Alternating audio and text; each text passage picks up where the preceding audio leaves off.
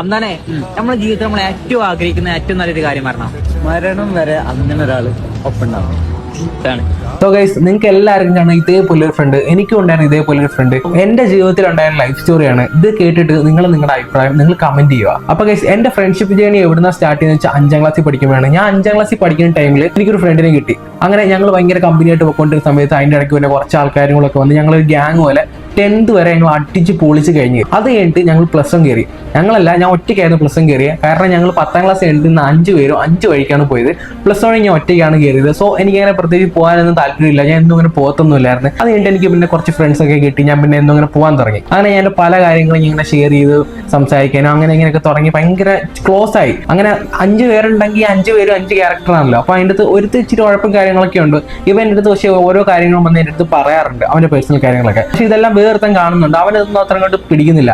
So അവൻ്റെ അടുത്ത് എല്ലാം ഒന്നും ഷെയർ ചെയ്യുന്നില്ല. ഇവൻ വന്നിട്ട് എൻ്റെ അടുത്താണ് എല്ലാം ഷെയർ ചെയ്യുന്നത്. മറ്റോണ്ടല്ലോ അടുത്ത് വേർത്തുണ്ടല്ലോ, ഇവനാണെങ്കിൽ എൻ്റെ അടുത്ത് വന്നിട്ട് ഇവനെ കുറിച്ച് ഓരോ കാര്യങ്ങൾ ഇങ്ങനെ പറഞ്ഞു.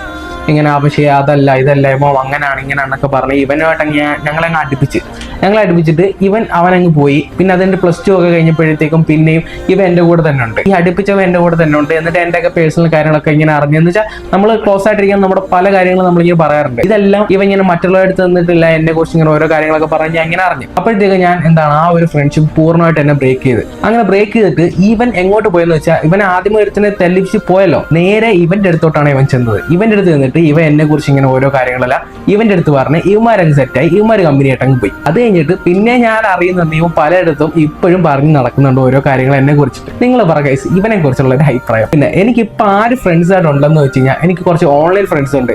ഈ ഗെയിമിൽ നിന്ന് ഫ്രീ ഫയർ എന്ന് പറഞ്ഞുള്ള ഗെയിം കളിച്ച് കുറേ ഫ്രണ്ട്സും കാര്യങ്ങളൊക്കെ ഒരു 3-4-5 പേരുണ്ട്. അവർ ഇപ്പോഴും എനിക്ക് മെസ്സേജ് അയക്കും, വിളിക്കും, സംസാരിക്കും ഒക്കെ ഉണ്ട്. പിന്നെ എനിക്ക് ഓഫ്ലൈൻ ആയിട്ട് ആരുണ്ടെന്ന് വെച്ചാൽ 10th വരെ പഠിച്ച കുറച്ച് ഫ്രണ്ട്സ് ഉണ്ട് ഗൈസ്. അവർ ഇപ്പോഴും ഉണ്ട്. നിങ്ങളുടെ അഭിപ്രായം നിങ്ങൾ കമന്റ് ബോക്സിൽ മറക്കാതെ ചെയ്യുക. പിന്നെ ഇതുവരെ വീഡിയോ കണ്ടുകൊണ്ടിരിക്കുന്നവരാണെങ്കിൽ ആ ഫോളോ കൂടെ ഒന്ന് ചെയ്തേക്കുക.